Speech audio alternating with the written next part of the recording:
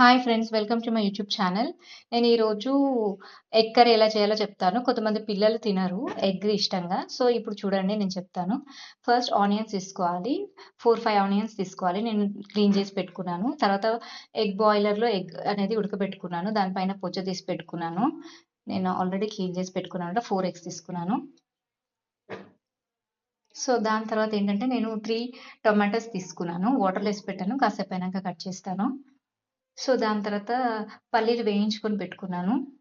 కాసన్ని నువ్వులు కూడా వేయించుకున్నాను. ఇట్లా దోరగా వేయించుకున్నాను లైట్‌గా. ఎందుకంటే వేయించుకోకపోతే బాగోదని చెప్పి. ఓకేనా? కొన్ని తీసుకోండి. అండ్ దాని తర్వాత వచ్చేసి ఆనియన్స్ అనేసి కట్ చేసి పెట్టుకోవాలి. బాండీ పైన ఆయిల్ పోసి పెట్టుకున్నాను. నేను ఆల్రెడీ తగినంత ఆయిల్ పెట్టుకున్నాను. హ్మ్. దాని తర్వాత ఏం చేయాలంటే చిన్న చిన్నగా ఆనియన్ అనేసి కట్ చేసుకొని పెట్టుకోవాలి. దాని తర్వాత ఎగ్ తీసుకొని ఏదైతే ఉందో ఆ ఎగ్స్ ఉడకబెట్టిన బాయిల్ చేసిన ఎగ్స్ అనేది అక్కడక్కడ ఘాట్లు పెట్టుకుంటాననమాట నేను. ఎందుకంటే ఆయిల్‌లో డీప్ ఫ్రై చేయాలి. సో, ఫ్రై చేసినప్పుడు అది కరెక్ట్‌గా ఫ్రై అవుతుందనమాట. సో, అందుకే అట్లా అక్కడక్కడ ఘాట్లు పెట్టుకొని అట్లా ఆయిల్ ఆల్రెడీ వేడెక్కింది. అందులో వేశాను చూడండి.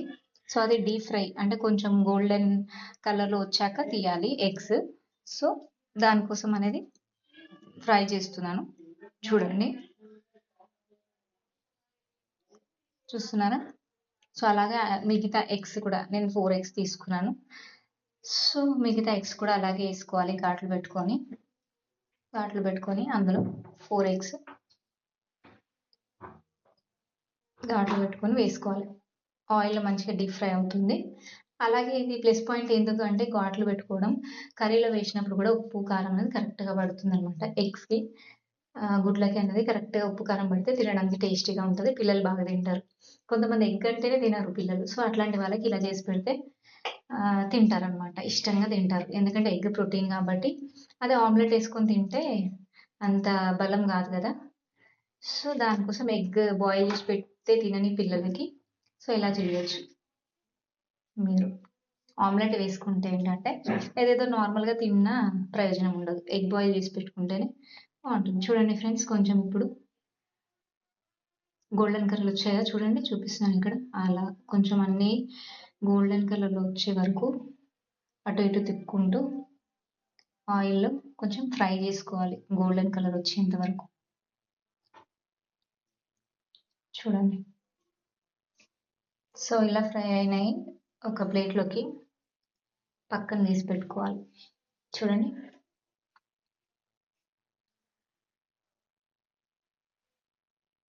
కంప్లీట్ అయిపోయింది. ఇప్పుడు 4 ఎగ్స్ కూడా గోల్డెన్ కలర్‌లోకి వచ్చాయి. క్రిస్పీగా కూడా ఉంటాయన్నమాట ఇలా చేస్తే.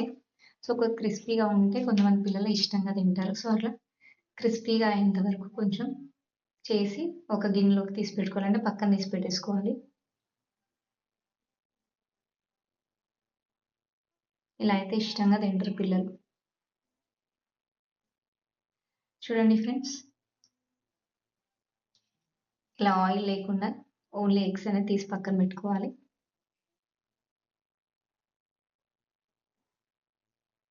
తీసి పక్కన పెట్టుకున్నాక అదే ఆయిల్‌లో మీరు చిన్నగా సన్నగా తరిగి పెట్టుకున్న ఆనియన్స్ అనేది ఏంటంటే అందులో వేసి డీప్ ఫ్రై చేయాలి.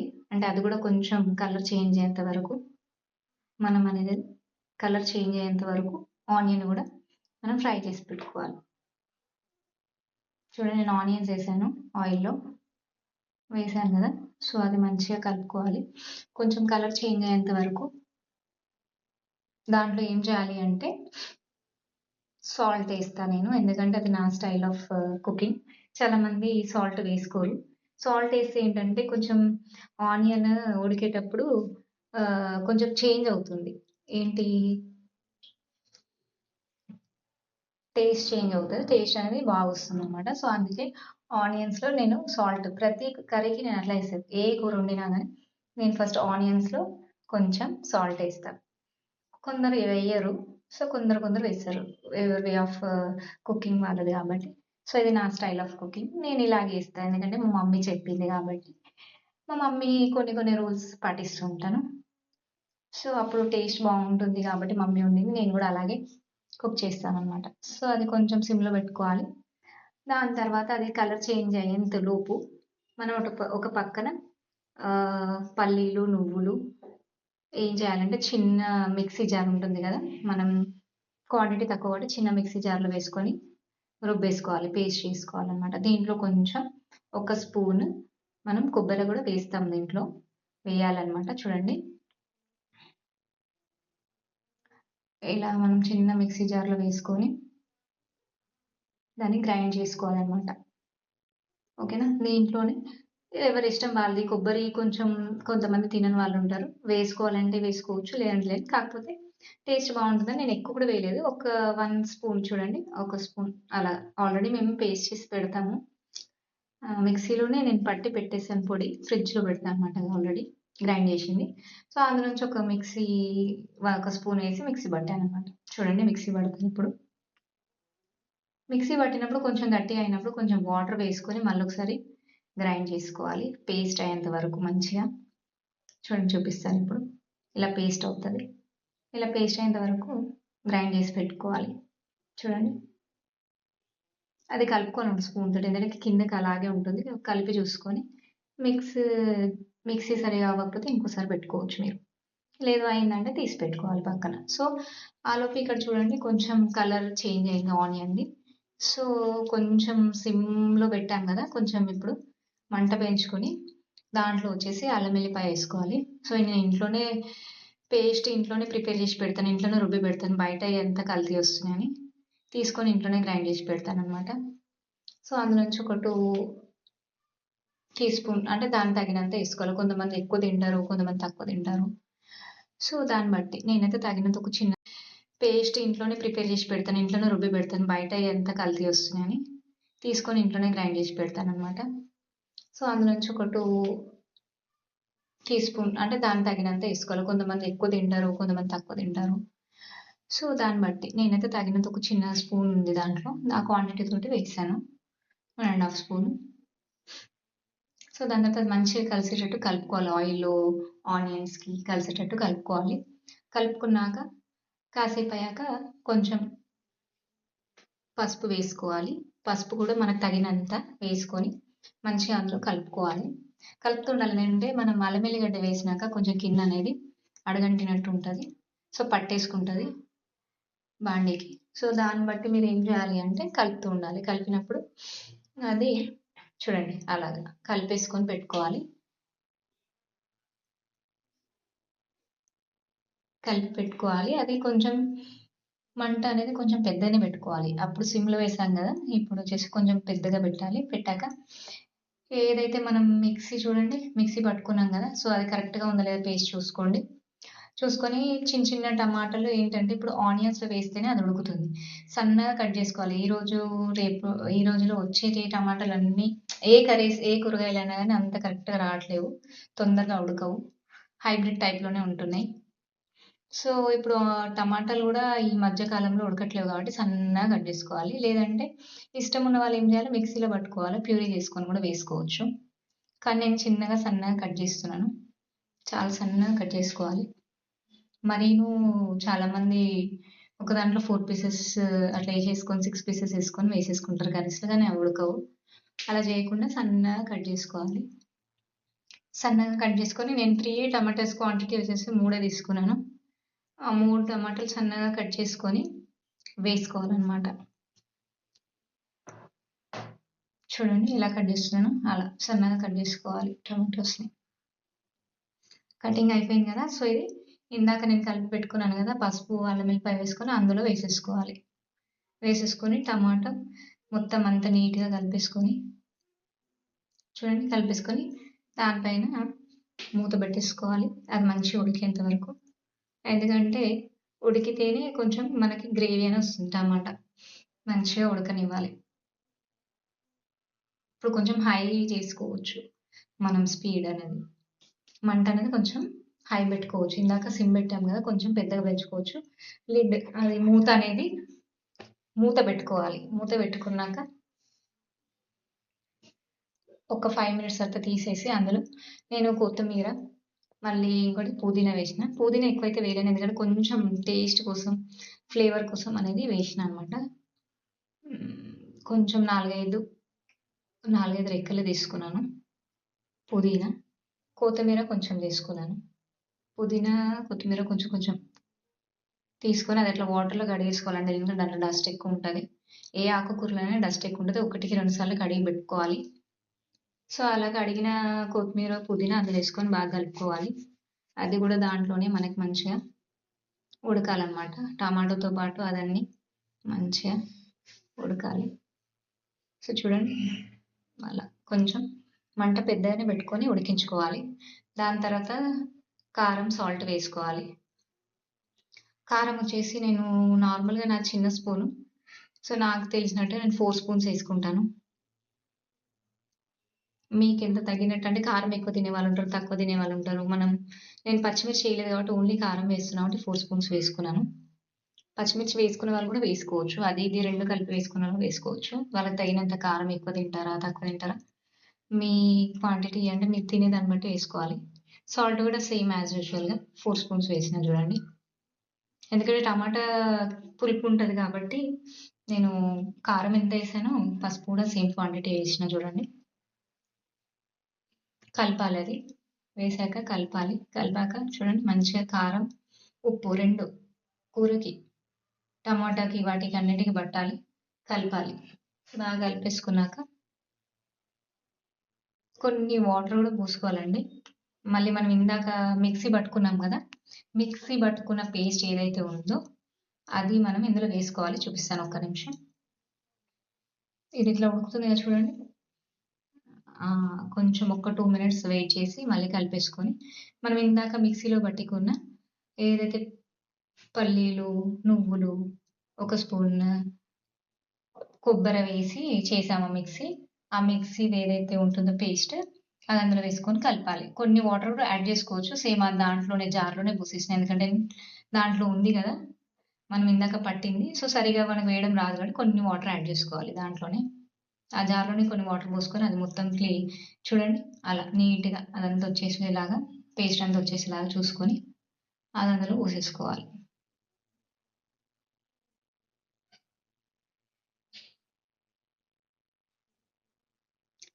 సో, నేను అలా అంతా నీట్‌గా ఎందుకంటే క్వాంటిటీ తీసుకున్నాం కాబట్టి అందులో ఫుల్‌గా వేసుకోవాలని కొన్ని వాటర్ వేసుకొని చూడండి ఇలా నేను మిక్సీ జార్‌లోనే వాటర్ పోసేసుకొని దాంట్లో ఉన్నదంతా నీట్‌గా అందులో ఏసేసుకున్నా నేను కర్రీలో. వేసేసుకున్నాక అది మంచిగా కలపాలి. ఎందుకంటే అది పైపైనే ఉంటే ఉప్పు, కారం అవన్నీ వాటికన్నిటికి మిక్స్ కావాలి కాబట్టి ఏదైతే మనం ఇది ఏసిన పేస్ట్ అందులో కలవాలి కాబట్టి మంచిగా కలుపుకోవాలి.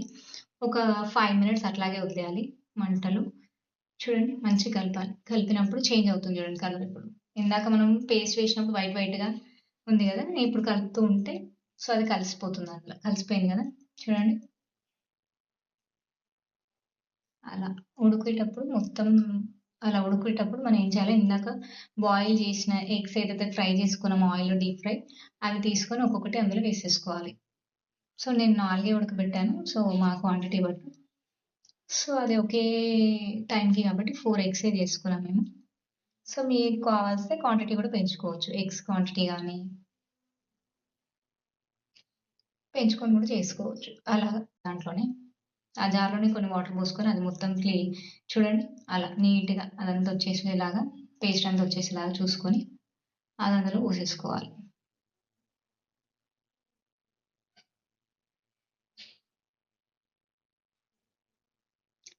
సో, నేను అలా అంతా నీట్‌గా ఎందుకంటే క్వాంటిటీ తీసుకున్నాం కాబట్టి అందులో ఫుల్‌గా వేసుకోవాలని కొన్ని వాటర్ వేసుకొని చూడండి ఇలా నేను మిక్సీ జార్‌లోనే వాటర్ పోసేసుకొని దాంట్లో ఉన్నదంతా నీట్‌గా అందులో ఏసేసుకున్నా నేను కర్రీలో. వేసేసుకున్నాక అది మంచిగా కలపాలి. ఎందుకంటే అది పైపైనే ఉంటే ఉప్పు, కారం అవన్నీ వాటికన్నిటికి మిక్స్ కావాలి కాబట్టి ఏదైతే మనం ఇది ఏసిన పేస్ట్ అందులో కలవాలి కాబట్టి మంచిగా కలుపుకోవాలి. ఒక 5 మినిట్స్ అట్లాగే వదిలేయాలి మంటలు.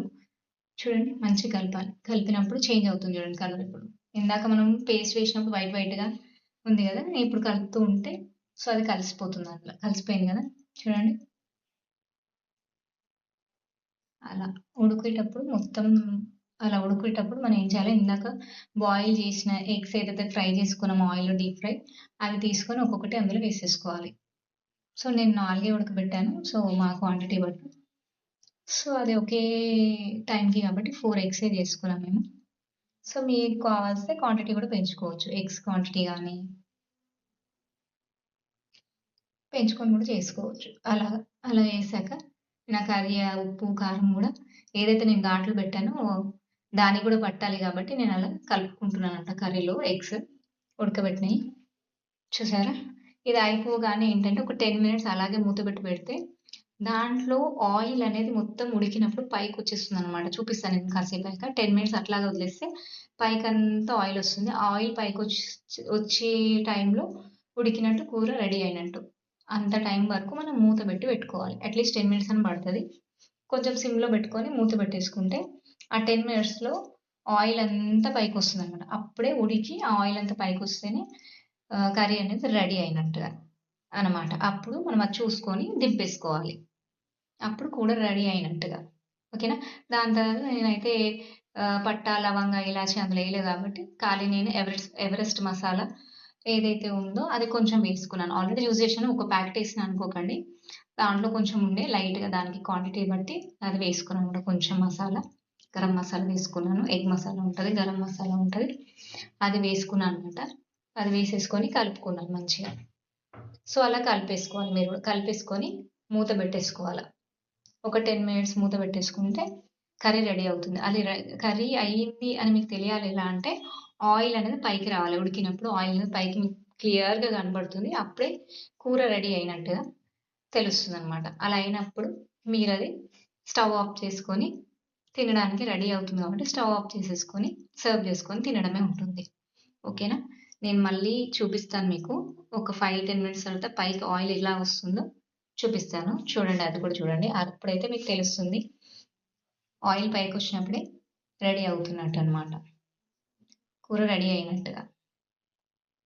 ఓకేనా? పైకి ఆయిల్ అనేది మొత్తం తేలుతుందనమాట ఉడికాక. ఇప్పుడు నేను మూత పెట్టేసాను. ఒక్క 5, 10 మినిట్స్ తర్వాత మీకు తీసి చూపిస్తాను. అదెలా ఉంటుందనేది. ఓకేనా? చూడండి 10 మినిట్స్ అయిపోయింది. చూడండి అలా ఆయిల్ అనేది అలా పైకి తేలితేనే కూర అయినట్టు. కంప్లీట్ అయిపోయినట్టుగా. చూడండి బావుంది కదండీ! కలర్ చూస్తుంటే తినాలనిపిస్తుంది గదా! యమ్మీ. తింటే ఎంత సూపరుంటదో. పిల్లలకైతే ఇట్లా తినని వాళ్ళకి ఎగ్ ఇలా చేస్తే వాళ్ళు ఇంట్రెస్ట్‌గా తింటారు. అట్‌లీస్ట్ వీక్లీ వన్స్ అన్నా చేసి పెట్టండి. ప్రోటీన్ అనేది వాళ్ళకి దొరుకుతుంది. నార్మల్‌గా ఉడకబెడితే తినరు పిల్లలు. సో, మీరిలా ట్రై చేయండి ఫ్రెండ్స్ మీ ఇంట్లో గూడా. పిల్లలు ఎవరైతే ఎగ్ తినకుండా మారం చేస్తారో వాళ్ళకిలా పెట్టొచ్చు. కొంతమంది పెద్దవాళ్ళు కూడా తినరు. వాళ్ళు కూడా ఇలా చేసుకొని తినొచ్చు. చూడండి కంప్లీట్ అయిపోయింది. సో, మనం ఏం చేయాలంటే మూత పెట్టేసుకొని స్టవ్ ఆఫ్ చేసేసుకోవాలి. చూడండి మేము తినడం టైం అయిపోయింది. సర్వ్ చేస్తున్నాను. ఎవరి ఎగ్ వాళ్ళకండి. నా ఎగ్ నేను ఫుల్ ఎగ్ నేను తినేస్తాను. చూడండి. ఎంత బావుందో కలర్. చూస్తుంటే అయితే సూపర్ అనిపిస్తుంది. తింటే ఎలా ఉంటదో చూడండి. కొంచెం కొంచెం లైట్‌గా కలపొద్దు. మంచిగా థిక్‌గా కలుపుకొని అంటే ఎక్కువ కర్రీ కలుపుకొని తింటే సూపర్ ఉంటుందండి. చూడండి ఇలా కలిపేసుకోవాలి. ఎందుకంటే తక్కువ కలుపుకుంటే టేస్ట్ తెలీదు. సో, నేనైతే ఇట్లనే తింటానండి. కర్రీస్ ఎక్కువ తింటాను. సూపర్. సూపర్బ్! యమ్మీ. సూపరుందండి. సూపర్. నాకైతే నచ్చింది. మీ పిల్లలకి గూడా మీరు వండి పెట్టండి. ఓకేనా ఫ్రెండ్స్? సూ